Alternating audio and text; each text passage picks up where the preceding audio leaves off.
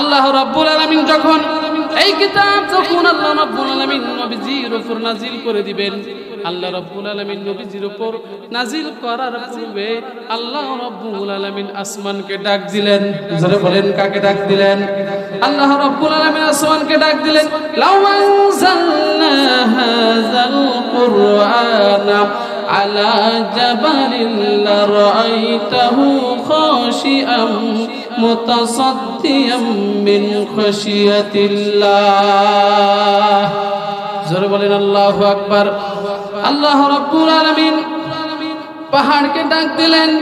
পাহাড়কে ডাক দিয়ে আল্লাহ রাব্বুল আলামিন বলেন, পাহাড়, আমি আল্লাহ রাব্বুল আলামিন তোমার উপর কোরআন নাজিল করতে যাই। আমি আল্লাহ রাব্বুল আলামিন তোমার উপর কোরআন অবতীর্ণ করতে যাই। জোরে বলেন সুবহানাল্লাহ। আল্লাহ রাব্বুল আলামিন যখন পাহাড়কে ডাক দিলেন, পাহাড়, আমি তোমার উপর কোরআন নাজিল করতে যাই, সঙ্গে সঙ্গে আসমান পাহাড় ডাক দিয়ে বলেন, আল্লাহ, এমন একটি কিতাব আপনি আমার উপর নাজিল করতে যান, আমি আসমানের উপর যদি কোরআন যদি আপনি অবতীর্ণ করেন, এত সুন্দর আসমান আমি থাকবো না। আমার উপর কোরআন নাজিল করার সঙ্গে সঙ্গে আমি আসমান ফেটে চৌচির হয়ে যাব। আল্লাহু আকবার। পাহাড়কে আল্লাহ রাব্বুল আলামিন ডাক দিলেন। পাহাড়ও একই কথা বলেছেন, গো আল্লাহ, এই কিতাব যদি আমার উপর নাজিল করেন, এটা তো যেমন তেমন কিতাব নয়, এটা তো দামি কিতাব, এর ভর এর ওজন আমি পাহাড় সইতে পারবো না। আমি যেমন করে পাহাড় স্থির হয়েছি, কিন্তু আপনি যখন আমার উপরে কিতাব যখন নাজিল করবেন, আমি পাহাড় ভেঙ্গে চৌচির হয়ে যাব। আল্লাহু আকবার। এটা কোরআনের কথা। তাহলে এই কিতাব আল্লাহ রাব্বুল আলামিন আসমানের উপর নাজিল করতে চাইলেন, আসমান নিতে চাইল না। পাহাড়ের উপর নাজিল করতে চাইলেন, পাহাড়ও নিতে রাজি হলো না। বলেন তো, এই কিতাবের ওজন আছে কি নাই? এই কিতাবের দাম আছে কি নাই? প্রভের আমার, এই কিতাবটাকে আমরা অনেকে ছোট মনে করি, দামি কোনো কিতাব মনে করি না। কথা বলেন ঠিক না? তাহলে এখান থেকে বুঝা যায় এই কিতাবটা অনেক দামি কিতাব। এই কিতাবের ভার সবাই নিতে পারবে না। যদি আপনি আমি এই কিতাব যদি নিতে পারি, এই কিতাব যদি পড়তে পারি, এই কিতাব যদি মুখস্থ করে পড়তে পারি, এই কিতাব যদি আমরা কোরআনের কথা যদি আমরা বসে বসে শুনতে পারি, আল্লাহ রাব্বুল আলামিন ওই সমস্ত মানুষগুলোকে আল্লাহ তাআলা দামি বানিয়ে দিবে।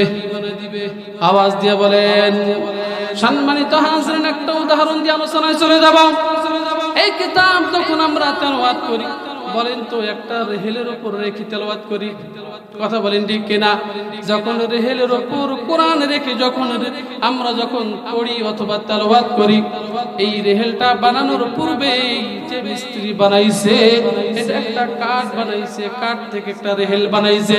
রেহেল তৈরি করতে গিয়ে মিস্ত্রি এই কাঠের মধ্যে পা দিছে, কথা বলেন ঠিক কিনা?